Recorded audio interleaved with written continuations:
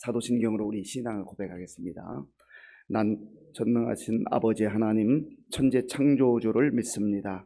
나는 그의 유일하신 아들 우리 주 예수 그리스도를 믿습니다.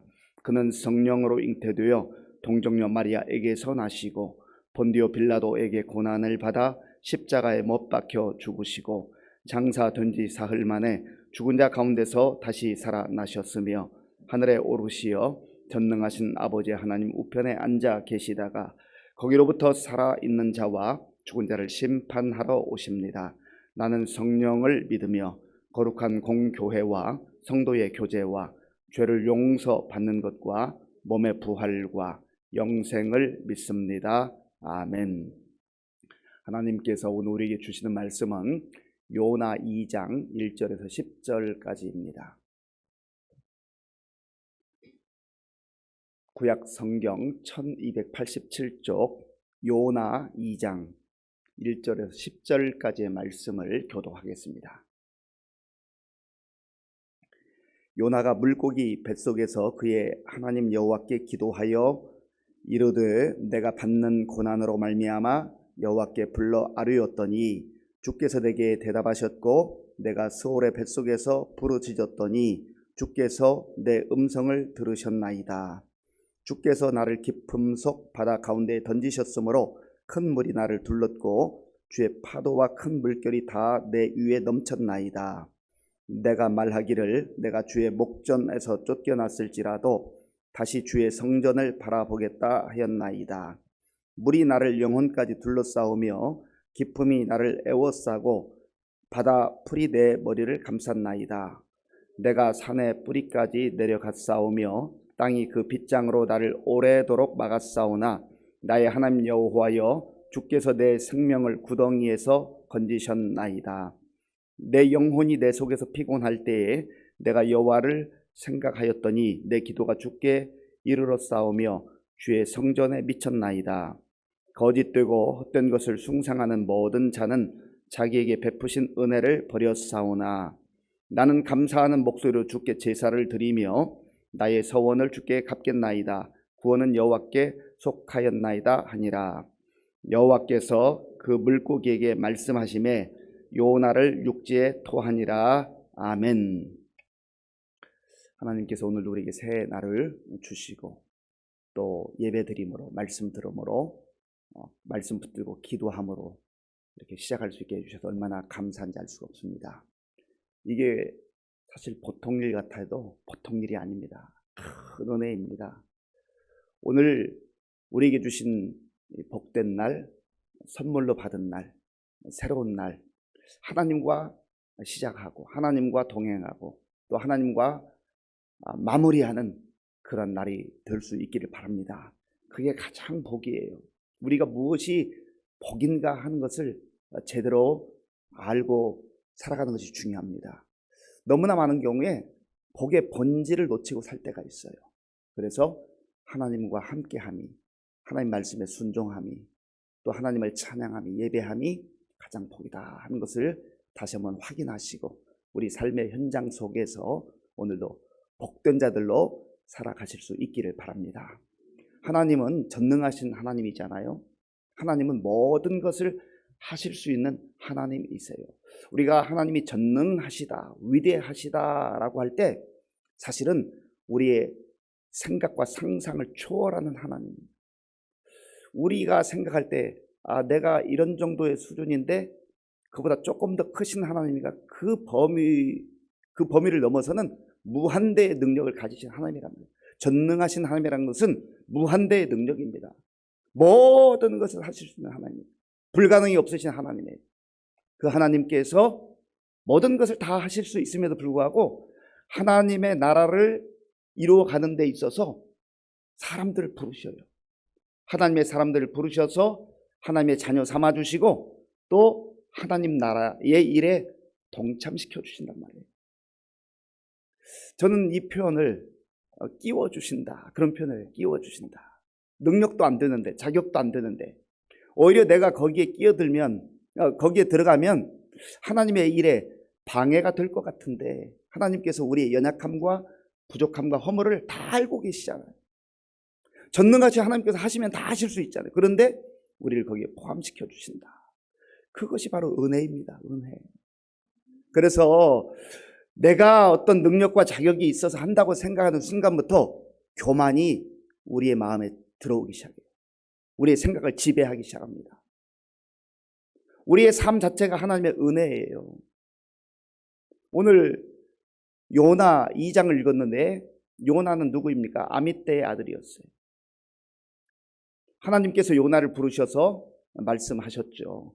너 저기 큰 성읍 니느웨에 가서 말씀을 전해라.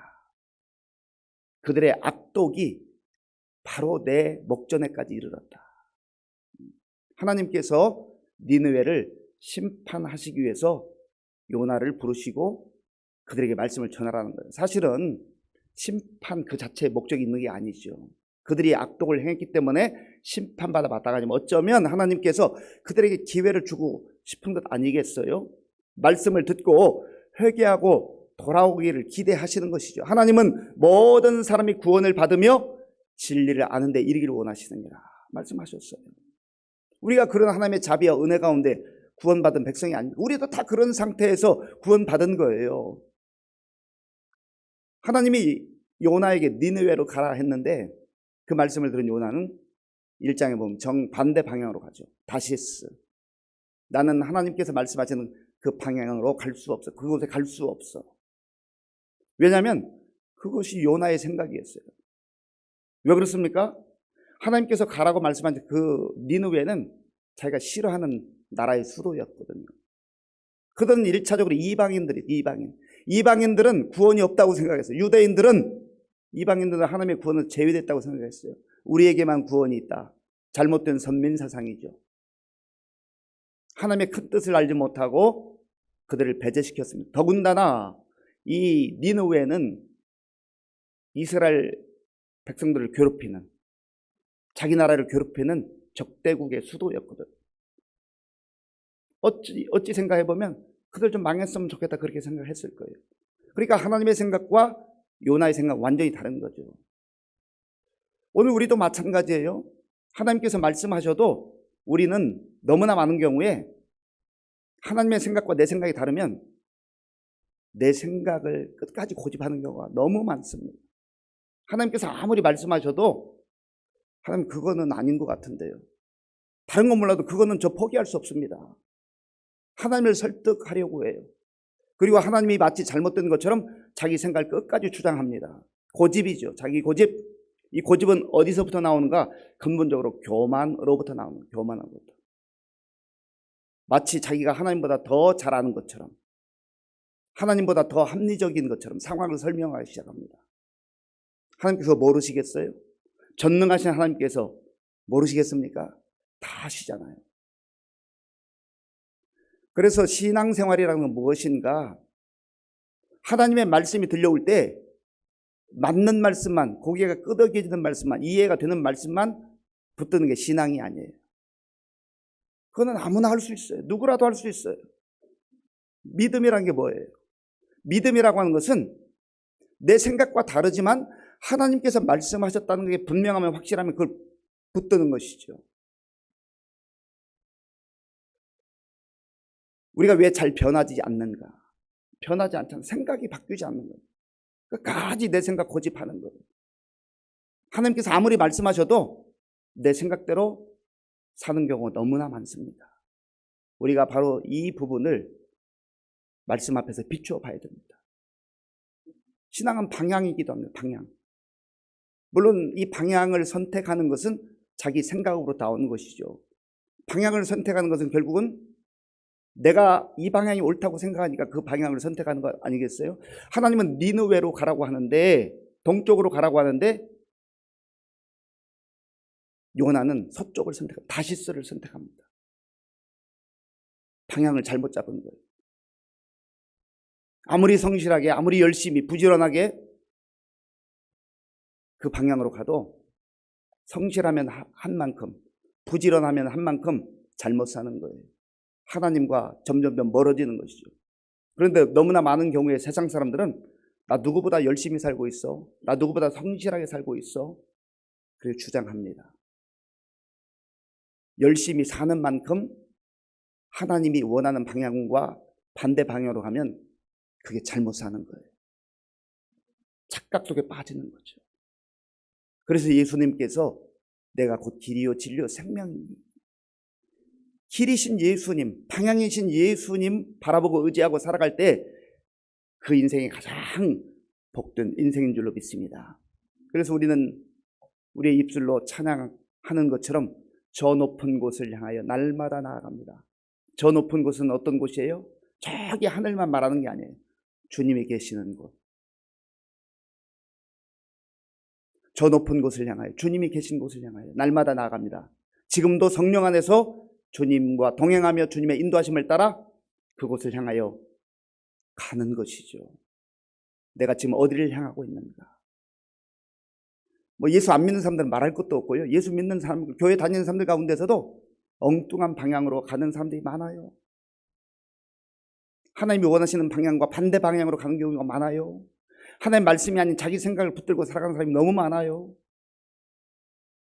이것을 돌이키는 것을 일컬어서 회개라고 합니다. 회개. 하나님 저 잘못했어요 라고 계속하면은, 계속 자기 생각을 붙들고 나아가면 그건 회개가 아니죠. 감정적 반성이에요. 감정적 반성. 그러나 회개는, 진정한 회개는 길을 완전히 돌이키는 거예요. 멀리 갔으면 돌아오는데 좀 시간이 걸릴 수도 있고 아픔이 있을 수 있지만 그래도 돌아와야 됩니다. 주님께로 돌아와야 돼요. 결국은 하나님께서 요나가 엉뚱한 방향으로 갈 때 바람을 불게 하셔서 배가 뒤집힐 지경에 이르자 결국은 어쩔 수 없는 상태에서 그 배에 탄 사람들이 요나를 바다에 던지죠. 그리고 하나님께서 그 가운데서도 죽을 수밖에 없는 그 요나를 큰 물고기를 준비하셔서 살게 하셨어요. 기가 막힌 거야. 하나님은 이런 분이에요. 하나님 이런 분이에요. 오늘 본문은 요나가 그 물고기 뱃속에서 기도하는 내용입니다. 자, 1절과 2절 말씀. 1절과 2절을 우리 함께 읽겠습니다. 요나가 물고기 뱃속에서 그의 하나님 여호와께 기도하여 이르되 내가 받는 고난으로 말미암아 여호와께 불러 아뢰었사오니 주께서 내게 대답하셨고 내가 스올의 뱃속에서 부르짖었더니 주께서 내 음성을 들으셨나이다. 아멘. 요나가 물고기 뱃속에서 하나님의 은혜로 겨우 목숨은 부지했지만 물고기 뱃속에서 어땠을까? 아마 쉽지는 않았을 것 같아요. 하나님께서 생명은 일단 구원해 주셨지만, 건져 주셨지만 뭐 거기가 그렇게 자유로운 곳은 아니잖아요. 뭐 상상해봐도 물고기 뱃속에 3일을 있었다고 했는데 어떻게 있었을까? 잘 상상이 가지 않습니다. 그런데 요나의 이 기도의 내용을 보면은요, 얼마나 힘들고 어려운 상황인지. 내가 받는 고난으로 말미암아 여호와께 불러 아뢰었다. 고난. 이 고난이라는 단어 속에 모든 게 다 포함될 것 아니겠어요? 좀 더 구체적으로 이제 물속에 빠졌던 과정, 또 뱃속에 있는 과정을 설명합니다. 주의 파도와 큰 물결이 내 위에 덮었다. 내가 깊음 속에 있었다. 어둠 속에, 캄캄함 속에, 그리고 큰 물 속에 빠져들어가는 그런 모습들, 그리고 바다풀이 내 머리를 감쌌다. 살 수 없는 상황이에요. 내가 산의 뿌리까지 내려갔으니 땅이 그 빗장으로 나를 오래도록 막았다. 숨막히는 상황. 그리고 구덩이에 던져졌다. 스올의 뱃속이었다. 사실 여기에서 모든 것을 표현하고 있어요. 스올은 유대인들이 생각했던 지옥입니다. 음부. 내가 지옥에 떨어졌습니다. 지옥 같은 상황에 떨어졌습니다. 그런데 놀랍게도 하나님의 은혜로 아직까지 생명을 부지하고 있는 것이죠. 그런 상황 가운데서 기도하고 있는 거예요. 기도한다고 하는 것은 어떤 의미일까요? 먼저는 요나의 입장에서 지금 현재 당하는 이 고난, 저의 불순종과 허물로 인해 온 것입니다. 모든 고난이 내 죄나 나의 잘못 때문에 오는 것은 아니지만 적어도 지금 요나의 상황에서는 하나님께 불순종했기 때문에 당하는 고난 아니겠습니까? 그리고 요나가 분명하게 봤어요. 바다에 큰 바람을 일으켜서 파도를 일으키신 분도 전능하신 하나님이요. 물속에 빠져 들어가서 완전히 죽을 수밖에 없는 그 생명을, 물고기를 예비하셔서 살리신 분도 하나님이세요. 하나님께서 모든 것을 주관하고 다스리신다는 것을 지금 고백하고 있는 것이죠. 창조주 하나님을 인정하고 있어요. 그리고 이러한 상황 속에서 기도한다고 하는 것은 나를 건져줄 분은 하나님밖에 없습니다. 자기의 모든 생각, 자기의 모든 경험, 지식, 이런 상황 속에서 그게 무슨 의미가 있어요? 아무 의미가 없습니다. 때때로 사람들이 내가 이만큼 알고 이만큼 경험했고 뭐 대단한 것처럼 얘기하지만, 하나님께서 한번 바다에 던져버리시면 거기에서 지식이 무슨 의미가 있어요? 경험이 무슨 의미가 있어요? 그래서 우리가 하나님 앞에 겸손할 필요가 있는 것이에요. 그리고 또한 요나의 기도는 어떤 의미가 있어요? 이런 상황 속에서, 아무것도 할 수 없는 상황 속에서 나를 건져주시고 나를 보호해 주시고 인도해 주실 분은, 구원해 주실 분은 오직 하나님밖에 없습니다 라고 하는 믿음의 고백이 있기 때문에 기도하는 것 아니겠습니까?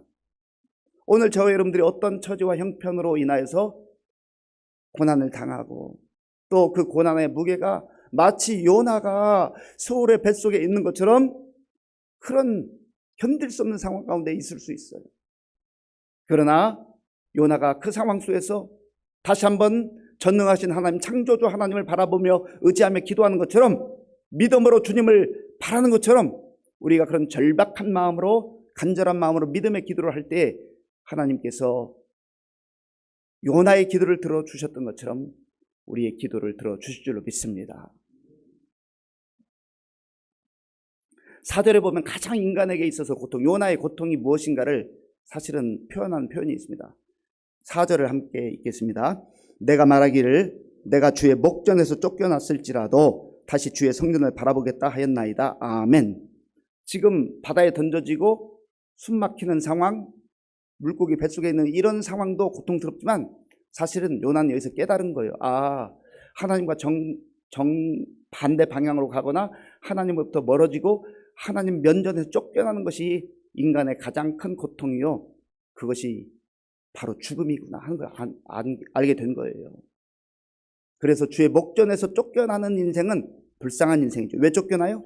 불순종과 죄 때문에 쫓겨날 수밖에 없는 것이죠. 그런데 회개하는 자를 하나님께서는 냄새나는 탕자, 초라한 탕자, 그 탕자를 받아주시고 안아주셨던 것처럼 주님 앞에 오기만 하면 주님께서 우리를 내쫓지 아니하시고 회개하고 돌아오는 자를 외면하지 아니하시고 사랑으로 품어 주시는 줄로 믿습니다.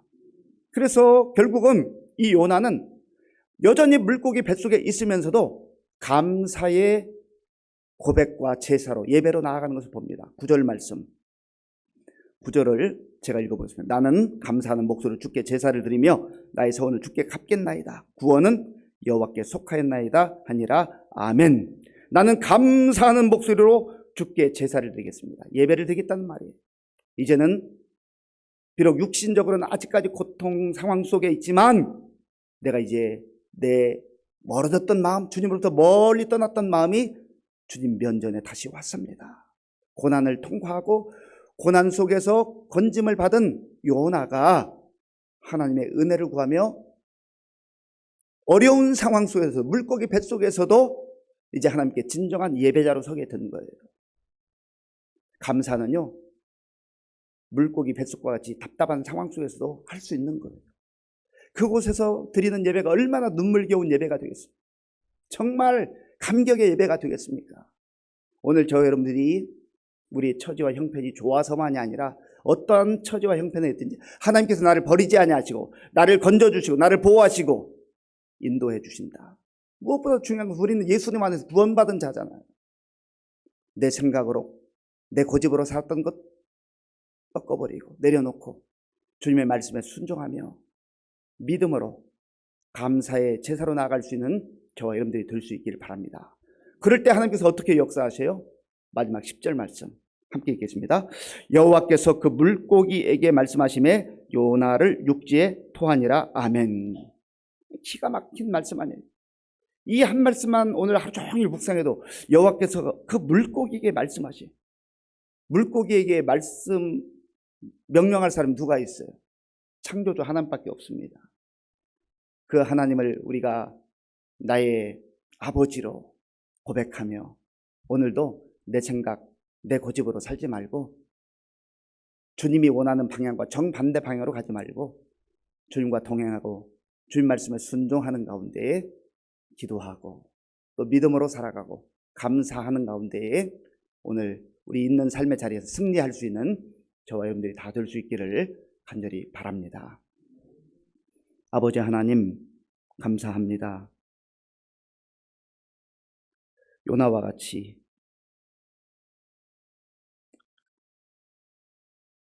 내 생각에 사로잡혀서 내 지식과 경험을 자랑하면서 하나님이 원하시는 방향과 정반대 방향으로 가고 있거나 갔었던 우리를 하나님께서 고난을 통해서라도 다시금 불러주시고 주님 면전에 서게 하시고 주님께 예배드리는 예배자로 세워주신 것을 감사합니다. 아버지 하나님, 오늘 하루를 살면서 주님의 은혜를 기억하고 주님의 은혜를 사모하고 주님과 동행하는 우리 모두가 될 수 있도록 인도하여 주시옵소서. 예수님의 이름으로 기도하옵나이다. 아멘. 주기도문으로 예배를 마치겠습니다. 하늘에 계신 우리 아버지, 아버지의 이름을 거룩하게 하시며 아버지의 나라가 오게 하시며 아버지의 뜻이 하늘에서와 같이 땅에서도 이루어지게 하소서. 오늘 우리에게 일용할 양식을 주시고 우리가 우리에게 잘못한 사람을 용서하여 준 것 같이 우리 죄를 용서하여 주시고 우리를 시험에 빠지지 않게 하시고 악에서 구하소서. 나라와 권능과 영광이 영원히 아버지의 것입니다. 아멘. 오늘 하나님께서 우리에게 주신 말씀을 생각하면서 기도할 때 하나님, 내가 혹시 내 생각으로 내 고집으로 하나님 말씀을 거부하고 있는 것은 아닌지요. 하나님은 오른쪽으로 가라고 하는데 저는 왼쪽으로 가고 있는 것은 아닌지요. 혹시 나에게 있는 시련과 역경이 나의 허물과 실수 때문이라면 철저하게 회개하고 돌이키고 하나님 말씀 따라 이제는 철저하게 순종하며 살게 하여 주옵소서.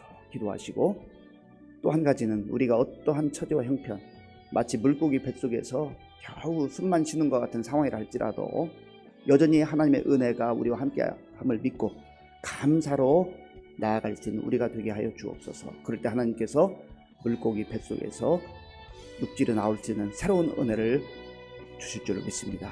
나라와 민족을 위해서, 지도자들을 위해서, 우리 교회의 많은 어르신과 특별히 환우들을 위해서 기도해 주시기 바랍니다.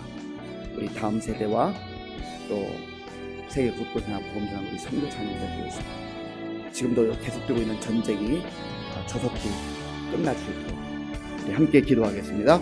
아버지 하나님 감사합니다. 하나님께서 은혜를 베풀어 주셔서 오늘도 우리에게 새로운 날을 주시고 또 특별 새벽기도의 두 번째 날로 하나님께 영광 돌릴 수 있도록 인도해 주셔서 감사합니다. 하나님 아버지, 하나님께서는 전능하신 하나님이 창조주 하나님이신데 하나님께서 말씀하셔도 내 생각이 맞다고 내 고집대로 살았던 어리석음과 연약함을 불쌍히 해주시옵소서.